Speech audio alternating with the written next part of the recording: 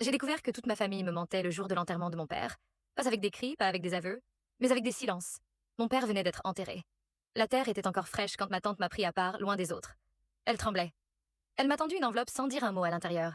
Il y avait une clé, une adresse et une phrase écrite à la main, disant qu'il aurait voulu que ce soit moi qui trouve ça. Quand j'ai demandé de quoi il s'agissait, elle a détourné le regard, ma mère aussi. Mon oncle a changé de sujet à ce moment-là. J'ai compris que ce n'était pas un hasard. C'était un secret, et tout le monde le connaissait. Sauf moi. L'adresse menait à un petit appartement à 30 minutes de chez nous, un endroit que mon père payait depuis des années à l'intérieur. Il y avait des cartons soigneusement rangés, des photos de moi, enfant prise de loin des bulletins scolaires, des dossiers médicaux, des lettres jamais envoyées. Et un carnet, dans ce carnet, mon père écrivait tout. Sa peur, sa culpabilité, et une phrase qui m'a glacé le sang, disant que s'ils apprenaient la vérité, ils me détruiraient pour se protéger la vérité.